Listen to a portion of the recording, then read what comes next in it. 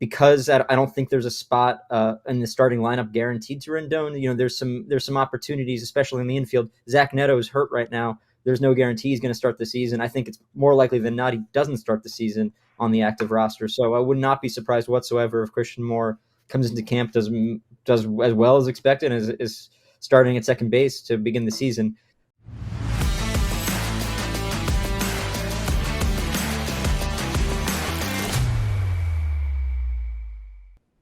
All right, we got our friend Sam Blum with us from The Athletic, joining us to talk about the team that he covers every single day. Sam, good to see you, and we're going to run right into storylines. All right, I'll go first, and then I want the rest of my friends here to pick up a question each. A Mike Trout checkup dominated first month of the season, but then he got hurt, and how much outfield versus DH time coming up this year. Christian Moore, 8th overall pick last year. They love to speed their guys through the minor leagues and up to the show. When's he coming?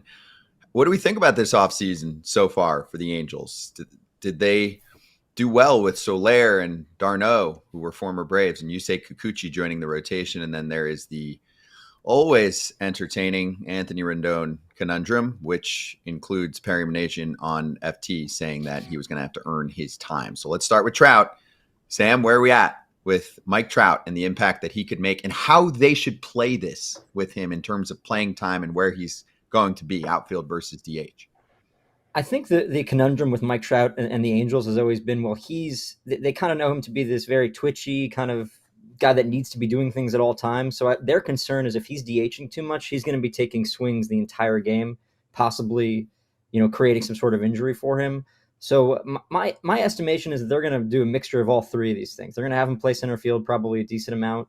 My guess is he'll play the corner outfields a decent amount, and he'll probably DH a decent amount as well. Obviously, they added Jorge Soler. We'll talk about it in a minute, but he will eat up a lot of the DH bats. I mean, they're going to want to have Soler's bat in the lineup, but they're not going to want to have his glove in the field.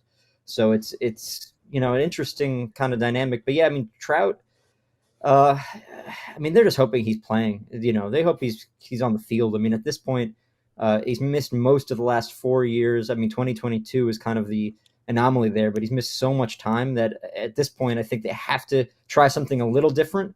But you also just kind of have to hope that he stays healthy and maybe give him a couple more days off here and there. But it's at some point, it's just got to stay on the field. And if he does, great. And if he doesn't, that's just kind of what they've come to expect.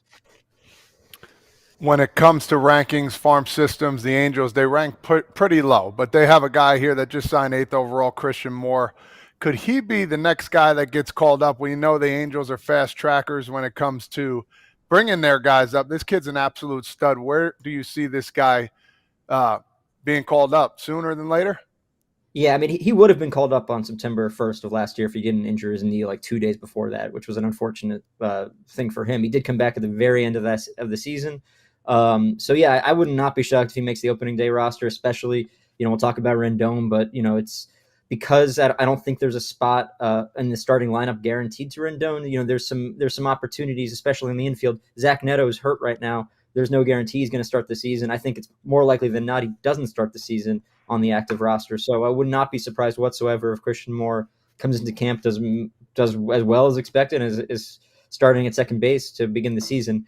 Now that's not a guarantee. I mean, they signed Kevin Newman. They could put Luis Rengifo at third. They have a bunch of other guys at shortstop that they can go there early in the season if they don't think Moore is ready.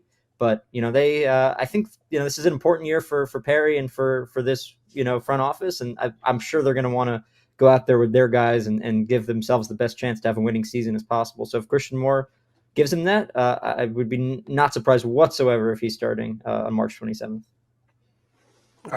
Sorry, I know I'm supposed to go to something else, but you forgot Tim Anderson. Let's not forget that. Yes, Tim Anderson. Yes, I loved your question. That was a great interview you guys had with him. Oh, thank you. You forgot that, by the way. He has some experience playing shortstop. He's done okay in his career too. So if he's back, he can be the guy. All right, on to the Braves way. You guys, the Angels have decided we're bringing in Travis d'Arnaud, we're bringing in Jorge Soler, Ron Washington, Eric Young, Bo Porter. All these guys are from the Braves. What is Perry Minasian in love with the Braves for? And then also, you say Kikuchi came in also. He's not a Brave. But the rest of these guys are a bunch of veteran guys coming in from a winning organization. What can they bring to the table? I mean, I have a hard time with the Braves. Well, obviously Perry's got a lot of ties to the Braves, but it's, for me, it's like I look at the Braves. They're spending more money. I mean, if you look, they've got a really balanced payroll in terms of a lot of guys, making a decent amount, and they've signed a lot of their young players early on. I mean, that's the Braves way to me. I mean, I don't think the Angels have hit that. They have some players that have ties to the Braves, but they need to do a lot of things differently to be anything close to what that organization has accomplished in the last 5, 6, 7 years, really dating back longer than that.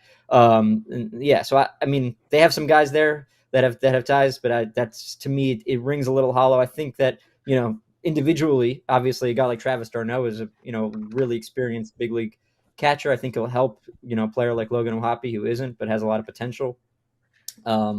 I think on an individual basis, Sal Fasano, I mean, Jorge Soler, these guys have won, and these guys have really accomplished quite a bit in the game, and so it doesn't hurt to have them there. But I don't see the Angels molding themselves in the Braves, image at this point, just given the fact that they lost 99 games last year, and their offseason so far has been incredibly incomplete.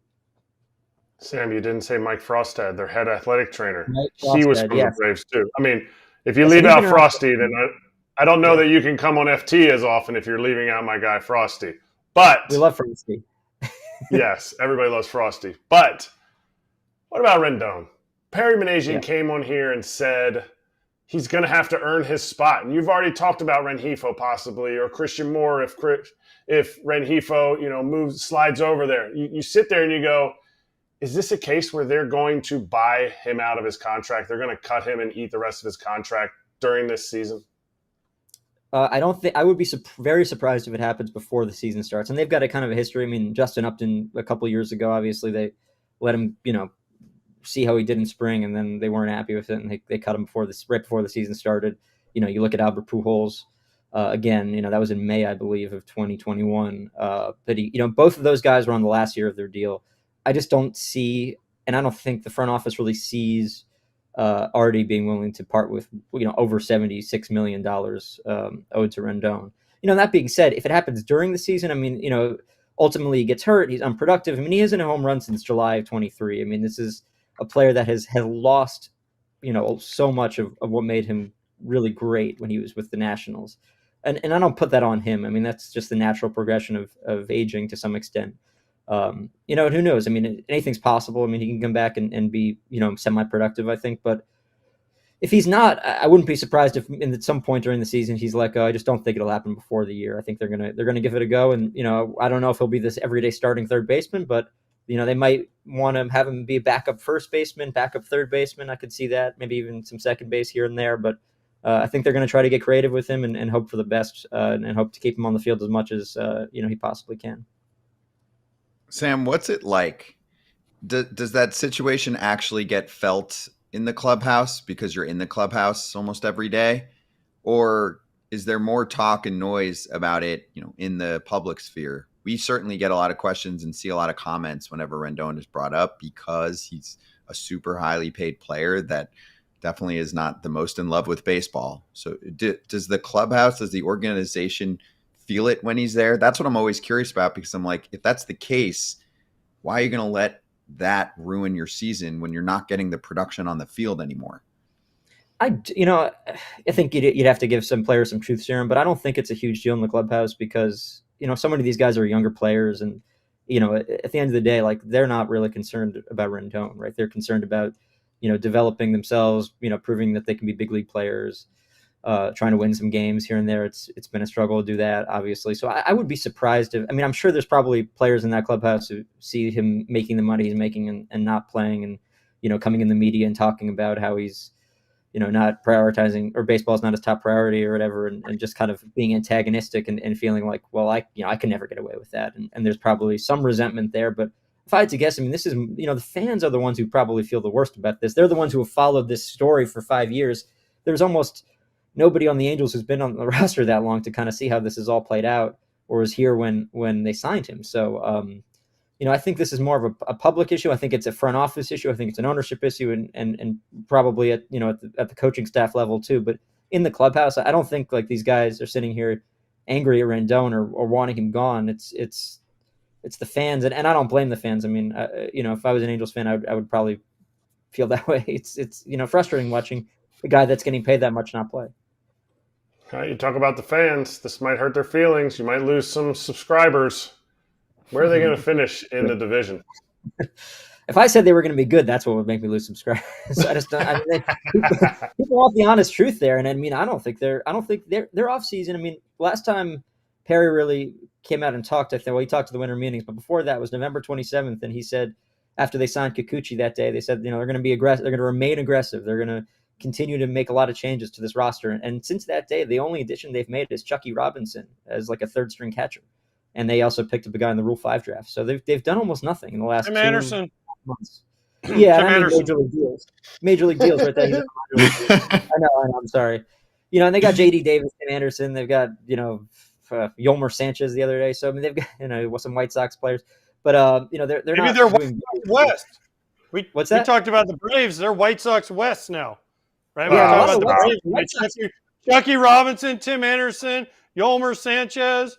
Who else? I mean, what other ex-White Sox can we throw in there? Well, it's funny because the White Sox the White Sox just hired Phil Nevin. They have the Marcus Timms. They have Matt Wise and Drew Butera on their coaching staff. All guys who have been with the Angels in the last couple of years. So maybe they're Angels Midwest. Yeah, they're Angels Midwest. Ooh, that would actually be a pretty big improvement. I mean, I know it was the worst season in franchise history for the Angels last year. Was it their worst win-loss? Yes, it was. 99 loss. But you know what the White Sox would call that? The White Sox would call that big improvement. They lost 99 games? The Angels lost 99. The White Sox lost 121, and they face each other opening day this year. So something's got to give. So, Oh, I will say, I mean, a lot of Angels fans watch this show, including on the TV side. It's not great right now. But your team was 22 games better than the White Sox. And you did a lot in the offseason. So I do, right? Like, you might not love every move, but if you look at where those two teams were last year, okay, and then what they did this offseason, it is a big difference. You are a big tier up from what Chicago is dealing with right now on the South side. I just don't think Angels fans are trying to compare themselves to what the White Sox are, and I mean, they lost 99 games, and they have made some moves, but they're not in the mix for big name players, and I think that's what frustrates people the most, because that's always been a place where they've been, at least in the mix here, and they're watching guys go left and right that they Angels fans have and so often the Angels names are attached to these players, and it just doesn't really pan out, and it's unclear if it's because teams they don't want to sign them or the players don't want to come play there, but. I think it's a tough spot. To answer your question, like I would, I'm not really sure. I would put them in 5th right now. I mean, it could be they could surprise a lot of people. The division's, I think, wide open, so there's an opportunity for them to do really well. But I look on paper right now, I don't think they're better than any other team in the AL West, and that's it's a tough spot to be in. The A's actually had a really nice second half of the season, so we'll see what happens. Okay, but I do like the plan of at least bringing some of what the Braves did over to Anaheim.